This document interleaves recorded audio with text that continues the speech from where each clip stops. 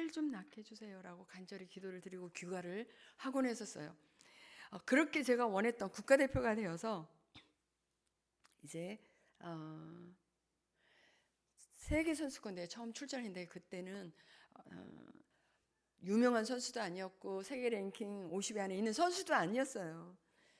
그런데 그 당시에 세계 랭킹 1위라는 선수를 이기고 단식에서 은메달을 차지하고 최초였어요. 그리고 한국에 이제 왔더니 막 매스컴에서도 협회에서도 이제 유망주다 그러면서 저를 막 띄워주는 거예요. 그때가 제가 19살이었어요. 그런데 6년 동안 진통주사를 맞다 보니까요, 이제 주사 효과도 없고 아무리 좋은 병원을 가도 아무리 좋은 약을 먹어도 제 팔을 고칠 수도 나을 수도 없었어요.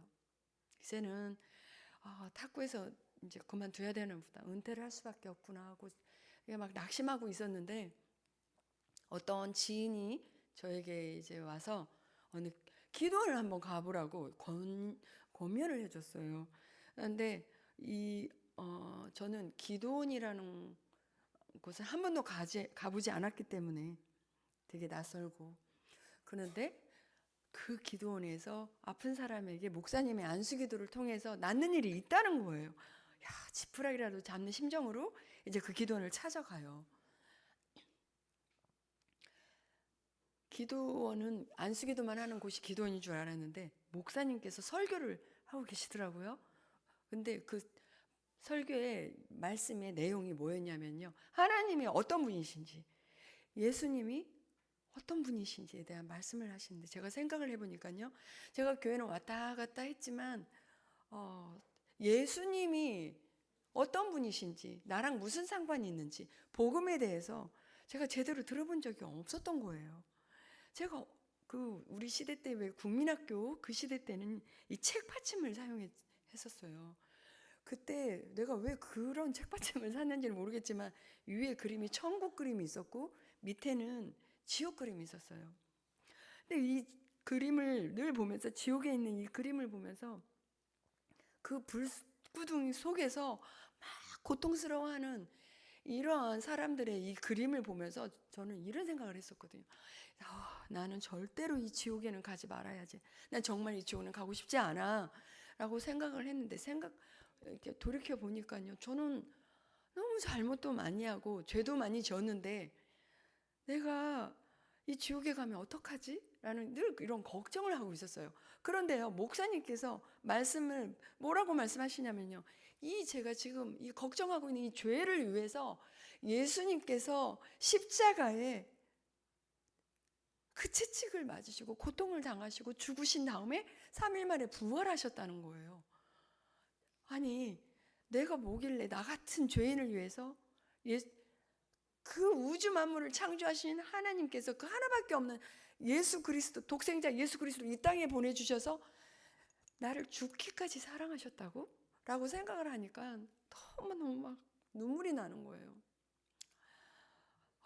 울면서 눈물과 콧물을 흘리면서 막 내 죄를 회개하고, 그리고요, 그 예수 그리스도를 제 인생의 이제 구세주로 영접을 하게 돼요. 저는요, 제가 예수님을 믿고 나니까, 영접을 하고 나니까 내 마음의 평강과 이 기쁨, 그리고 언제 죽어도 내가 천국에 갈 수 있구나 라고 생각하니까 이 살면서의 이 안심.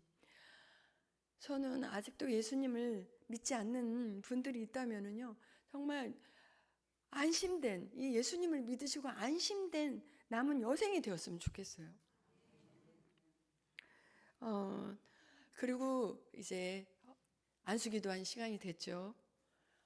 나가서 이제 안수기도를 받는데요, 안수기도를 받고 기도원 숙소에 이제 돌아가서, 제가요, 사실은 그 기도원을 갈 때는 나는 안수기도를 통해서 나는 나을 수 있어, 믿습니다 하고 간 게 아니에요. 전 믿음도 없었어요. 그런데요, 제가 이제 안수기도 받고 기도원에 있는 숙소에 돌아가서 아무래도 안 믿어지는 거예요. 근데 아픈 팔을 가지고 막 시험을 해보는 거예요. 이렇게도 돌려보고 저렇게도 돌려보고 막 해도 이 팔이 아프지가 않는 거예요. 통증이 없는 거예요. 6년 전에 방과 후에 집에 먼저 가지 않고 교회에 와가지고 아픈 팔을 붙들고 하나님 제 팔 좀 낫게 해주세요라는 그 기도를요, 하나님께서 결코 잊지 않으셨더라고요. 아무런 방법이 없을 때 하나님의 방법으로 제 팔을 고쳐 주시더라고요. 저는 이런 주님을 만나고 나서 제 사고가 바뀌게 돼요. 예배소서 4장 7절에 이런 말씀이 있었어요.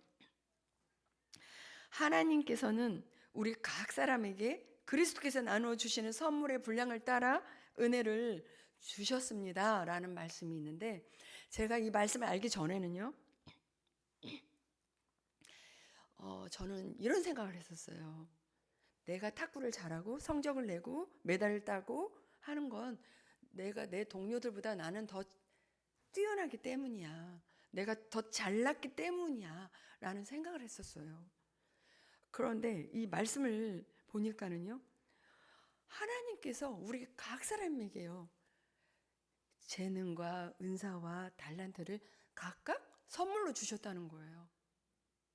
훌륭한 탁구 선수가 되어서 명예로운 사람이 되겠다라는 저의 중심에서요, 내가 탁구를 잘할 수 있는 재능을 주신 것은 하나님의 선물이었구나 라는 것을 알고 나서부터는 내가 훌륭한 탁구 선수가 되겠다는 저의 중심에서요, 이제 탁구를 통해서 하나님께 영광을 돌리겠다라는 하나님 중심으로 제 가치관이 바뀌게 돼요. 저는 그래서 이제 남은 탁구 인생은 내가 이제 하나님 앞에 영광을 돌리겠다라고 이제 작정을 하고 가치관이 바뀌었잖아요. 그래서 남은 제 탁구 인생 탄탄대로일 줄 알았어요. 그런데 아까 말씀드린 대로 아까 그 간염이라는 것 때문에 또 훈련을 제대로 받을 수가 없는 거예요. 하루를 무리하면 이틀 3일 막 몸에 증상이 있는 거예요. 막 두통도 있고, 눈이 이렇게 8시만 되면 눈이 피곤해가지고 이렇게 불빛을 못 보게 되는 거예요. 그리고 탁구대에 있으면 다리에 힘이 빠지니까 제대로 훈련을 받을 수도 없고 체력이 저하가 되고, 그러다가 보니까 점점 이 간 수치가 올라가면서 병원에 입원을 하게 돼요. 근데 이게 있는 것 같아요. 그 가족의 내력이 있는 것 같아요. 저희 어머니도 큰 오빠도 큰 언니도 다 간암으로 먼저 천국에 가셨어요. 근데 이제 제가 병원에 50일을 이제 입원을 하게 됐는데, 그때는 저한테는 굉장히 중요한 시기였어요. 88년 올림픽을 앞두고 있었고요, 87년 세계선수권대회를 앞두고 있었기 때문에 굉장히 중요한 시기였단 말이에요.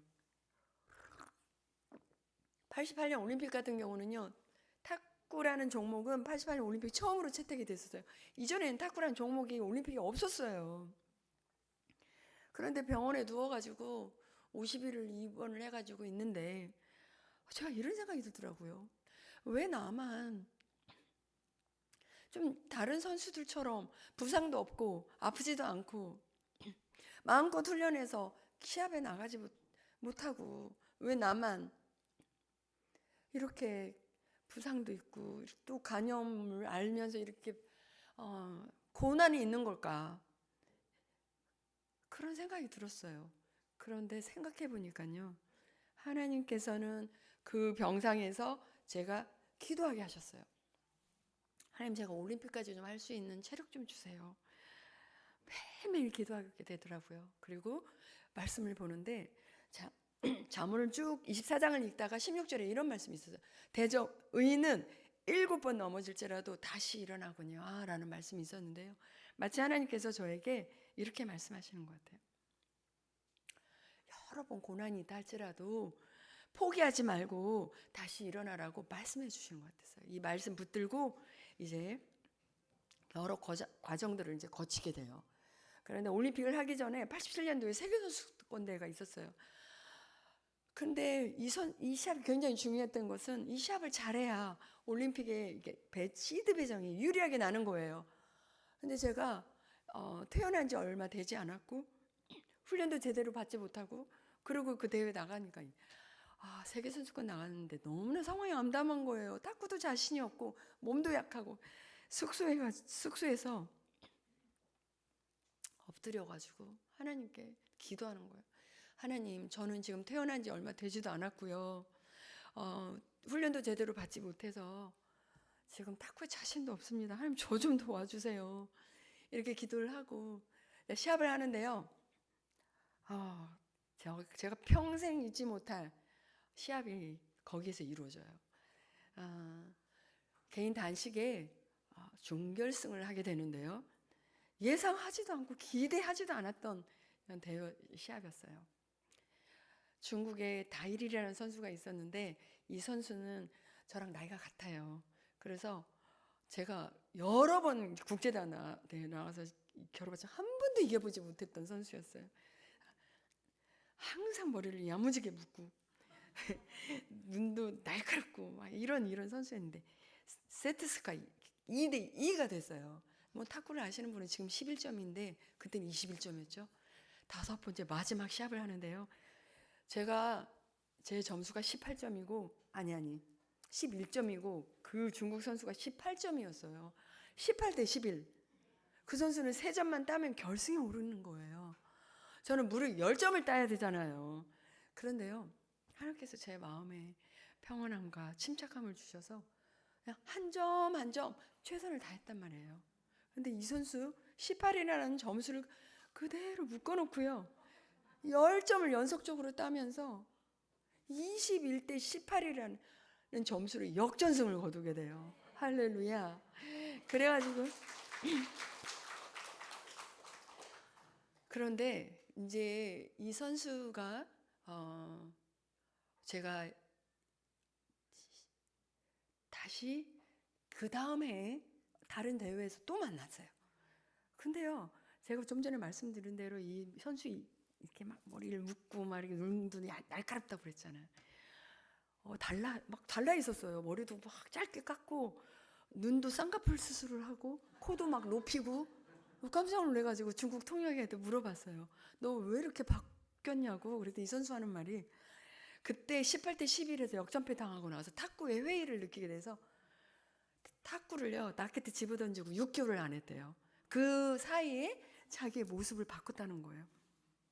저희가 시합 나갈 때마다 이렇게 성경책, 그날의 전도지 이런 걸 들고 다녔었어요. 근데 한 번도 보지도 않았다가 지고 나서 도대체 한국 선수들이 말하는 예수님 누구시지? 하나님 누구시지? 한번 말씀을 이렇게 봤대요. 성경을. 그런데 도대체 뭔 말인지 모르겠다, 이해를 못하겠다라고 하면서 하는 말이 하나님이 누구지? 예수님이 누군지 호기심이 간다는 얘기를 하더라고요. 제가 그때 이런 생각이 들었어요. 하나님께서는 실패를 통해서 하나님을 바라보게 하시는구나 라는 그래서 그때 나를 이기게 하셨구나, 내가 이기게 하셨구나 라는 생각을 하게 됐어요. 그리고 나서 이제 88년 올림픽을 현정화 선수랑 했는데요. 이 중국의 세계에서 제일 잘하는 이 중국이란 정말 난공불락이라고 하는 이 중국의 벽이 너무 높잖아요. 그런데 이 올림픽에 3명의 선수가 출전을 한 거예요. 그 올림픽에서 단식과 복식을 하는데요. 단식을 먼저 하는데 이 3명의 출전한 선수가 금, 은, 동메달을 다 땄어요. 그 선수들 하는 걸 보는데 너무 잘하는 거예요. 그리고 이제 딱 하나 남았어요. 복식. 이제 결승전에 그 금메달과 동메달 딴 선수하고 저하고 현정화 선수랑 복식 결승을 해야 되는 거예요. 그런데 이 선수들이 너무 잘하니까 이걸 보면서 저희들 마음이 위축이 되는 거예요. 자신감이 없는 거예요. 시합 시간이 됐어요. 먼저 출전을 했어요. 이제 현정화 선수랑 저도 출전을 해야 되는데 이제 상황이 너무 이제 막 안타까우니까 그러니까 암담하니까 현정화 선수랑 함께 이 손을, 제가 저보다 5살 후배거든요. 제가 제안을 했죠. 정화야, 우리 기도하고 들어가자. 그래서 둘이 손을 꼭 붙들고 간절히 기도를 하고 그리고 시합에 들어간 거예요. 그런데 복식은요, 아까 말씀드린 대로 이제 21점에서 세 번을 해야 되는데 2번 이기면 금메달 따는 거예요. 첫 번째 시합을 하는데 막 처음부터 접전 끝에 아슬아슬하게 가다가 21대 19로 간신히 저희가 이겨요. 두 번째는 저희가 져요.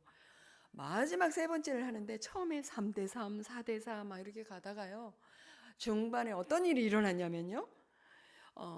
상대 중국의 첸진과 자오지민이라는 선수가 둘이 이게 다리가 꼬여가지고 스텝이 안 맞으면서 자오지민이라는 선수가 이 중국 자기 파트너의 다리에 걸려가지고 이렇게 그 코트에서 넘어지면서 엉덩방아를 찢는 일이 생겨요. 그것이 계기가 되면서 저희가 점수 차이를 확 벌어지게 하고 21대 10이라는 점수로 이기고 이제 금메달을 따게 되는 거예요. 요즘도 이제 그 자오지민 선수가 한국의 안정이라는 선수랑 결혼을 했잖아요. 그래서 이제 가끔 만나요. 이제 한번 이제 물어봤어요. 너 그때 왜 시합하다 이렇게 넘어졌냐고. 근데 이 선수 하는 말이 그때 막 호흡이 맞지 않으면서 이렇게 다리에 걸려다 넘어졌다 그래서 에이 이제 제가 농담이 갑자기 발동이 돼가지고 너 그때 그 교제하고 있었던 안정 관람석에 있는 안정 쳐다보다가 넘어진 거지 하고 이제 이렇게 웃기도 하고 했었는데요. 어쨌든 저는 이제 기자들이 와서 인터뷰를 하잖아요. 금메달 딴 소감이 어떠냐고. 제가 아까 잠깐 보셨죠? 그렇게 인터뷰를 한 거예요. 우리들이 부족하지만 신앙의 힘으로 정화와 함께 호흡을 맞춰서 우승할 수 있었던 거 하나님께 영광을 돌립니다. 나는 이런 인터뷰를 할 수 있었던 이유가 뭐였냐면요. 제가 탁구 인생을 돌이켜 보니까는요. 제가 하나님 앞에 드린 고백이 있게 되었어요. 고린도전서 1장 27절에 있는 말씀이었는데요. 제가 읽어드릴게요. 어떤 말씀이 쓰여 있냐면요. 하나님께서 세상에 미련한 것들을 택하사 지혜 있는 자들을 부끄럽게 하려 하시고 세상에 약한 것들을 택하사 강한 것들을 부끄럽게 하려 하시며 라는 이 말씀이 왜 저의 고백이 되었냐면요. 하나님, 저는 지금 체력이 약합니다라고 저 좀 도와주세요라고 저를 그렇게 고백하는 저를 들어서 약하다고 고백하는 저를 들어서 강하게 하셨고요. 할 수 없습니다라고 고백하는 저를 들어서 하게 하셨기 때문에 이 말씀이 저의 고백이 될 수가 있었던 거예요. 저는 지금도요. 제가 살면서 어떤 때는요. 사방에 우겨싸움을 당하는 것 같고 앞뒤가 꽉꽉 막혀있는 나의 한계를 느낄 때가 있어요. 그럴 때마다 엎드려서 작은 일이든 큰 일이든 조목조목 하나님 앞에 아뢰잖아요. 그러면 하나님께서는요. 약하고 추한 나의 모습을 있는 그 모습 그대로를 받아주시고 내 죄를 용서해 주시고 약한 자의 편이 되어주시는 그 하나님을 경험하면서 살고 있는데요. 내 삶에 가장 약할 때 강함 되어주셨던 저희 하나님이요. 오늘 이 자리에 계시는 우리 여러분들의 하나님이 되어주시기를 간절히 바랍니다. 제가 15년 동안 선수 생활을 하고 88년 올림픽 끝나고 이제 은퇴를 하게 돼요. 이제 15년 동안 이 탁구 인생만 살아와서였을까요? 굉장히 허전하더라고요. 막 허탈하고, 제 2의 인생도 살아야 되잖아요, 이제는. 근데 마치 막 세상이 다 끝난 기분. 막 종말이 오든지 전쟁이 오든지, 그런 기분이 들었어요. 그런데 이제 많은 분들이 이제는 후배 양성을 해야지라고 권면을 해주셨어요. 그래서, 그렇고 이제 제가 생각을 해보니까 자기의 진로를 놓고 기도하는 건 미리미리 기도를 했어야 되는데 저는 그 시기를 이제 놓쳤어요. 그리고 많은 분들이 이제 후배 양성을 하러 그래서 그래 나이가 지도자의 길을 가야 되겠구나. 그런데 이런 탁구만 지도하는 이런 지도자가 아니라 기왕이면 이제 이론과 실기를 겸한 멋진 이제 지도자가 되고 싶은 야망이 제 속에 있게 돼요. 그래서 이제 대학원에 가서 치육에 대한 이제 공부를 하면서 그 당시 삼성 제일모직이라는 그 저희 소속팀에서 이제 후배들을 가르치면서 이론과 실기를 겸한 멋진 지도자의 길을 가겠노라고 이렇게 그런 시간을 갖고 있었어요. 그런데 이게 참 사람이 간사하더라고요.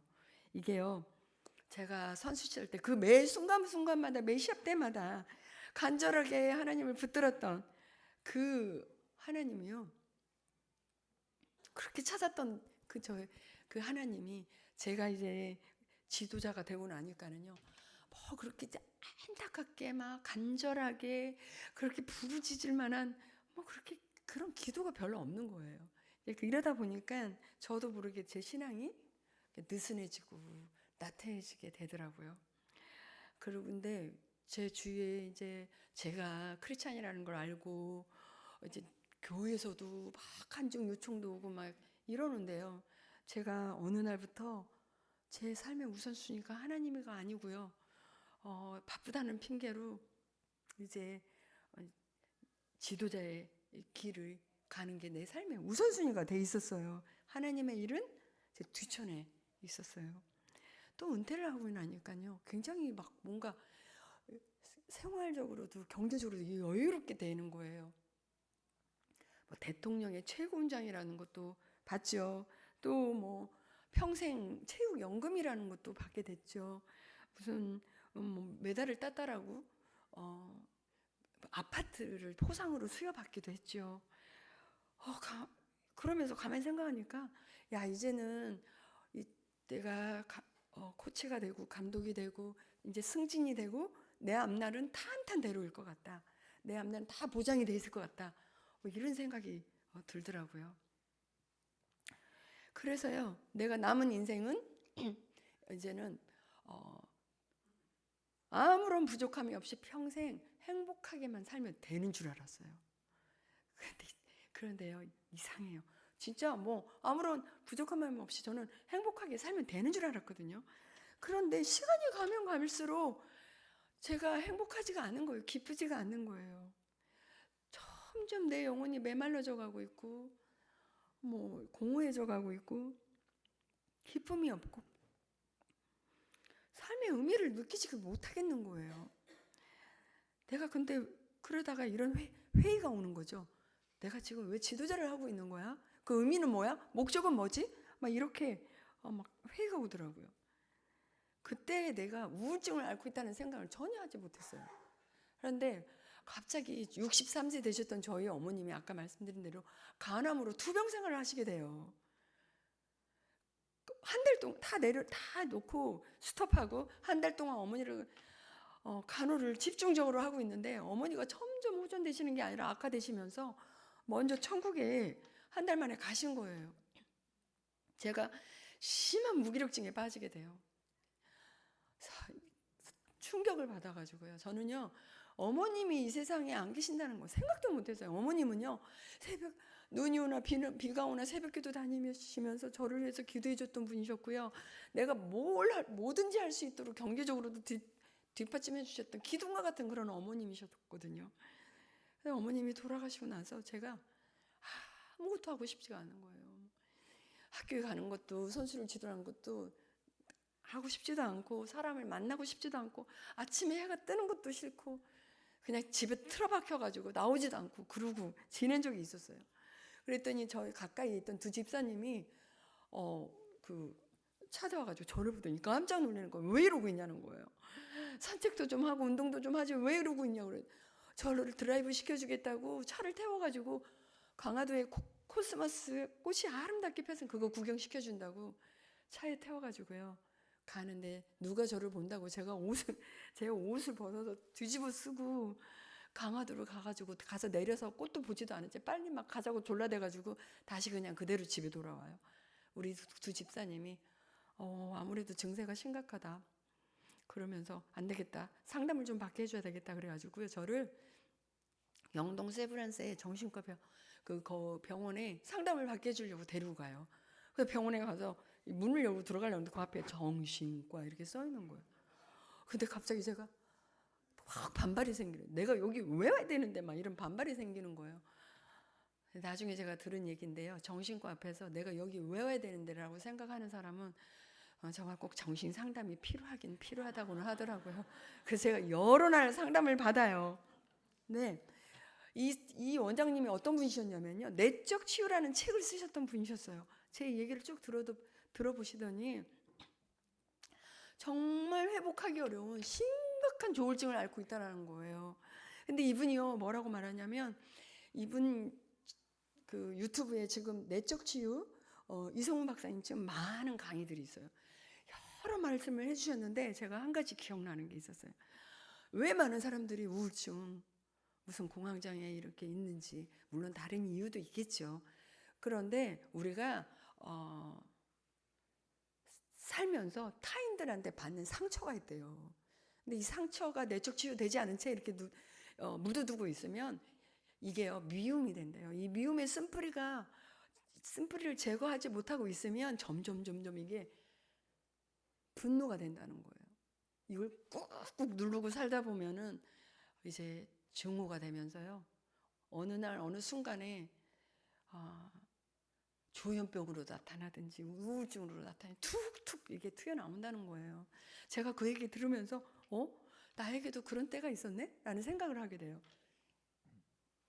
저는 어렸을 때부터 참 우리 가정이 화목하다, 행복하다 라는 생각을 해본 적이 별로 없어요. 물론 부모님의 사랑을 받으면서 자랐는데 아버지가 굉장히 엄격하신 분이셨어요. 아버지를 한 번 가까이 가가지고 아빠라고 다정하게도 해보지도 못했고 한 번이라도 이렇게 주물러 드리지 못했어요.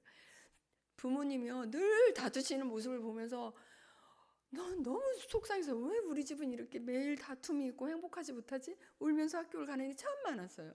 게다가요, 그 오빠들이 여러 분이 있었는데 부모님의 속을 썩히는 오빠가 한 분이 있었어요. 너무나 미웠어요. 물론 지금은 안수집사 돼서 전도도 잘하는 오빠가 됐지만 그때 너무너무 미웠던 거예요. 그런데 하나님께서 제가 은퇴를 하고 나서 이러한 어떤 이 쓴뿌리들을 내적 치유를 하게 하려는 이 시간을 저에게 주신 거예요. 근데 제가 이거 겪어보니까는요, 이 우울증, 무슨 공황장 이런 거 다 이렇게 영적인 거더라고요. 사단이 개입하더라고요. 막 사단이 이렇게 속삭이는 것 같아요. 하나님이 너를 더 이상 사랑하지 않아. 너를 버리셨어. 이 세상에 너는 혼자. 이렇게 속삭이는 것 같고요. 막 환청이 들리는 것 같기도 하고 그래요.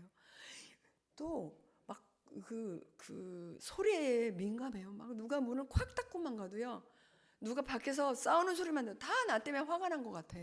이런 피해의식이 있고 막 갑자기 이렇게 불쑥불쑥 자살 충동도 일어나기도 하고요. 폭식증 이런 거 들어보셨어요? 음식을 잔뜩 먹고 준비해서 먹고 토하고 이렇게 하기를 거의 2년을요 세상에 드러내지 않고 거의 운둔 생활하다시피 집에 틀어박혀서 지낸 적이 있었어요. 그러다 보니까 살도 여기서 10kg 이상 찐 적도 있었고요. 이거 오늘 이게 PPT가 안 돼가지고 그 신문에 나온 거, 중앙일보 신문에 나온 거 이거 보여줬어야 되는 건데 제가 하도 드러내지 않으니까는요, 중앙일보 신문에 이런 기사가 난 적이 있었어요. 왕년의 탁구 여왕 양영자 방황의 운둔 생활 하면서 이런 기사가 난 적이 있었는데요. 이 원장님이 너무 저에게 헌신적인 분이셨어요. 그런 분이 어디 있는지, 제가 너무 심각해서 예약 시간에 못 가잖아요. 두 집사님한테 연락해가지고 저희 집에 와서 상담도 해주시고 기분 전환 시켜준다고 이 정신과 원장님이 저 바람 쐬게 해준다고 밖에 나가서도 저를 상담해 주시기도 하고요. 상담해 주시고 기도도 해 주시고 약도 먹여보고 뭘 해도 제가 나을 기미가 안 보이니까 마지막 카드를 하나 쓰셨어요. 어떤 분을 소개해 주셨어요. 어떤 분을 소개해 주셨냐면 아침에 하나님의 말씀 큐티 훈련시켜 주시는 분을 소개해 주셨어요. 그래서 그분과 함께 제가 이제 저는 병원에 가서 상담 안 받고 그분과 함께 큐티 훈련을 받아요. 그러면서 성경 공부를 하게 돼요. 여러 말씀들이 있었는데 어떤 말씀이 있었냐면요. 시편 107편 10절에서 14절에 이런 말씀이 있었어요. 사람이 흑암과 사망의 그늘 아래 앉으며 공고와 쇠사슬에 매임은 하나님의 말씀을 거역하고 지존자의 뜻을 멸시함이라 라는 말씀이었어요. 제가 생각해 보니까 내가 왜 이렇게 흑암과 사망의 그늘 아래 앉아 있는 것만 같고 공고와 쇠사슬에 매인과 같은 삶을 살고 있는가라고 생각을 해보니까 그거는 하나님의 말씀을 거역하고 지존자의 뜻을 멸시하기 때문이구나 라는 것이었어요. 선수 시절 때 그렇게 간절히 매달리고 그렇게 하나님을 찾던 제가 은퇴 후에 이 텅텅 빈 이 마음에 내가 이렇게 하나님 말씀 공부하면서 그 텅텅 빈 마음에 하나님의 말씀을 채워 넣었더라면 얼마나 영적으로 풍성한 삶을 살 수 있었겠어요. 그런데 저는 잠시 세상의 것을 채우는 적이 있었어요. 뭐 하고 싶은 쇼핑도 마음껏 하면서 제 만족함도 누려보기도 하고 여러 가지 문화시설도 누려보기도 하고 뭐 골프를 쳐보기도 하고 뭘 해도요 하나도 행복하지도 않고 즐겁지도 않는 거예요. 하나님과 나와의 관계가 친밀하지 못하고 나와 하나님과의 관계가 멀리 있을 때 내 영혼의 기쁨과 행복함이 없다는 것을 알게 되었어요. 나를 창조하신 하나님과의 나의 관계가 멀어져 있으면 멀어져 있을수록 우리는 흑암과 사망의 그늘 아래 앉아 있는 것만 같고 공고와 쇠사슬의 매임과 같은 그런 우울한 삶을 살 수밖에 없는 영적 존재들이구나 라는 것을 깨닫게 되었어요. 우리 여러분들은 어떠신가요? 지금 하나님과의 관계가 가까우신 가운데 있으신가요? 친밀하신 가운데 있으신가요? 어떤 사람은 이렇게 얘기하더라고요. 예수 잘 믿는 사람, 교회 잘 다니는 사람, 무슨 고난이 있어, 무슨 우울증이야 라고 예수 믿는 사람 다 만사형통해야 되는 거 아니야? 이렇게 비난을 하기도 하더라고요. 그런데요, 때때로 우리가 받는 고난에는요, 뜻이 있고요. 고난을 통해서 주는 깨달음과 유익함이 있어요.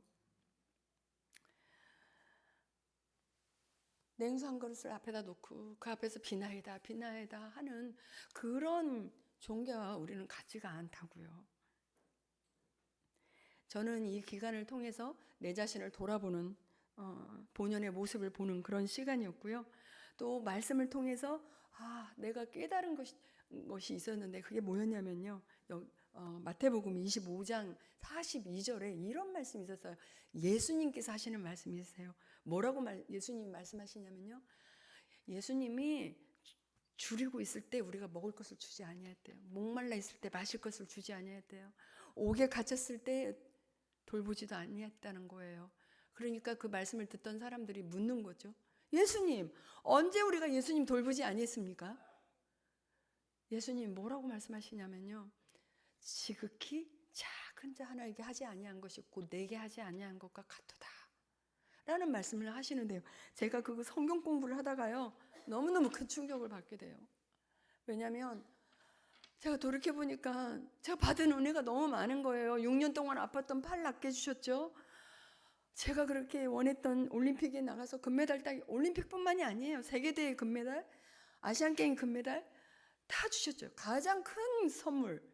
내가 오늘 영원히 지옥에 갈 수밖에 없는 저를 내가 오늘 당장 죽는다고 할지라도 천국에 갈 수 있는 이 영생의 선물을 값없이 주신 거예요.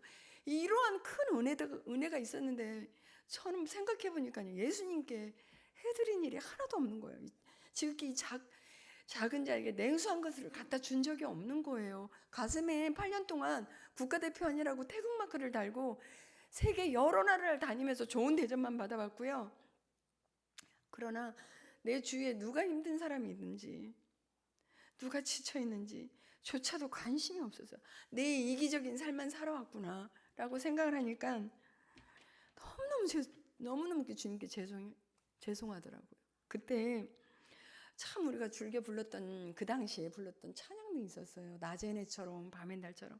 후렴에 보니까 이런 내용이 있었어요.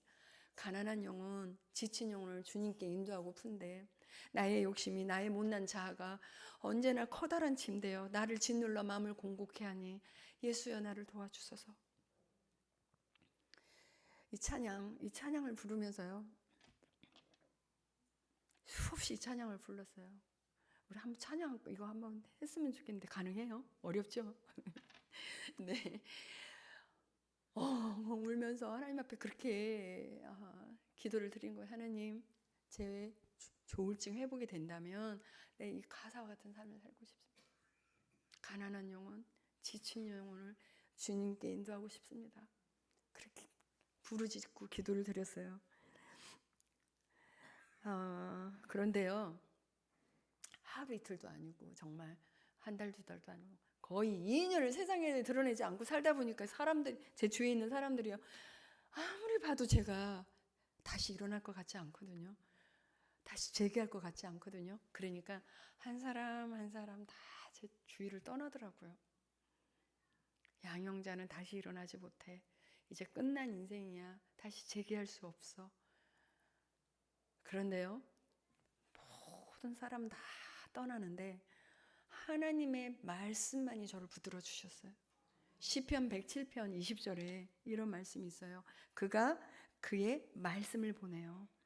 그들을 고치시고 위험한 지경에서 건지시는도다. 하나님께서요, 제가 유경에 있는 저에게 말씀을 보내주셔서 저를 고치시고 건져주시는데요, 이 말씀의 광채가 저를 비추기 시작하니까 그 회복하기 어렵다고는 조울증에서 제가 회복되어 간 거예요.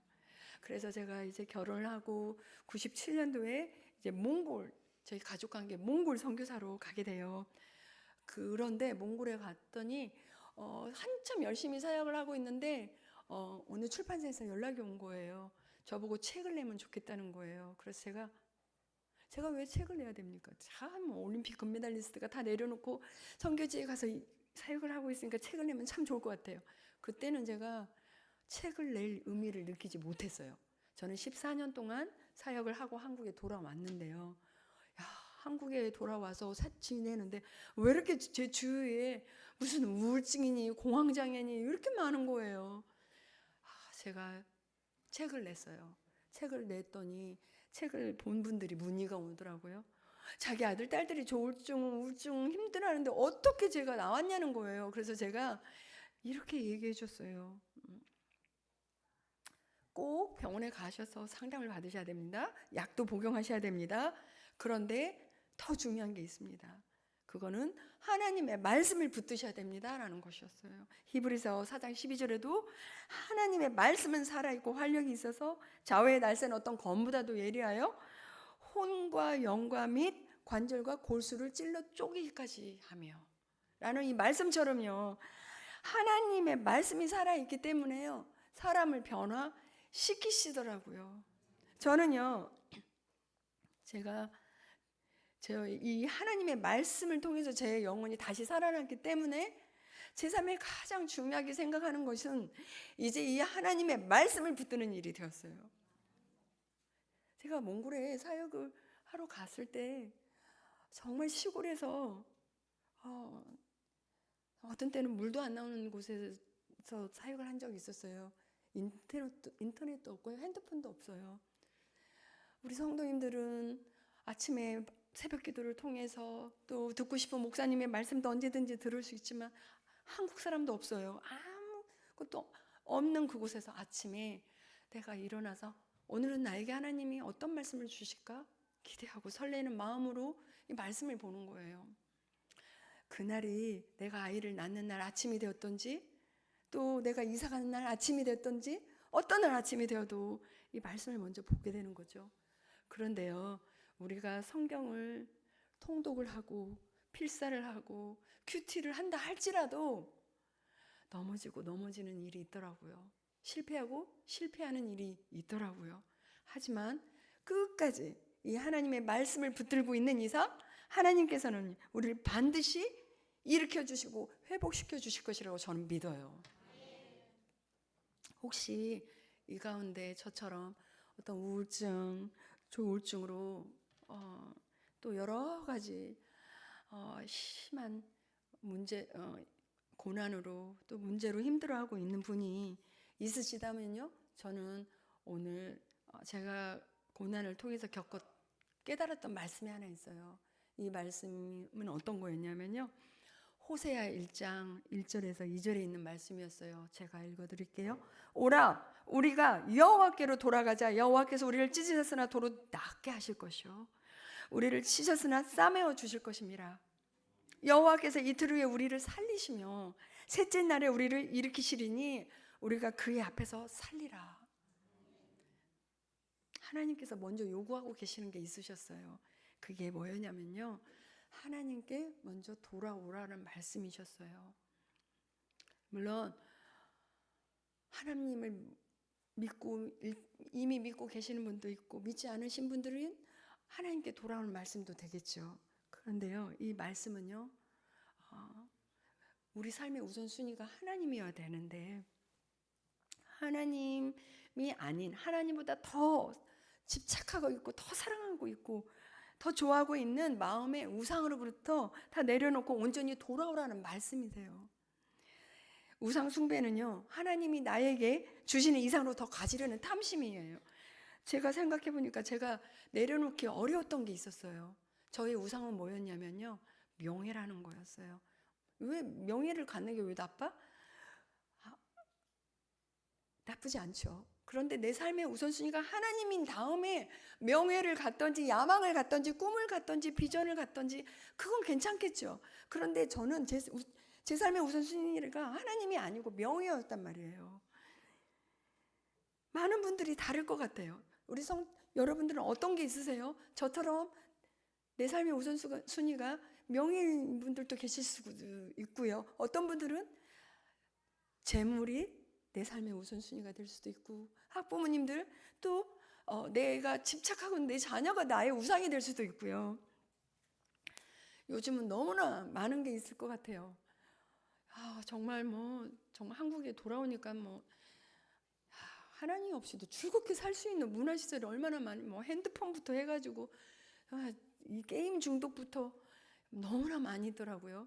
저는 14년 동안 사역을 하고 한국에 와서 깜짝깜짝 놀란 게 있었던 것은 뭐였냐면요, 처음에 와서 이사를 자주 갔거든요. 이사 갈 때 저 처음 손 없는 날 들어보셨어요? 귀신이나 악귀가 돌아다니지 않는 날이래요. 그날은 이사할 때 더 비싸기도 하더라고요. 또 결혼하는데 좋은 날짜 잡는다고 사주팔자를 보기도 하고, 코로나 때 너무 어려워서 그랬겠죠. 우리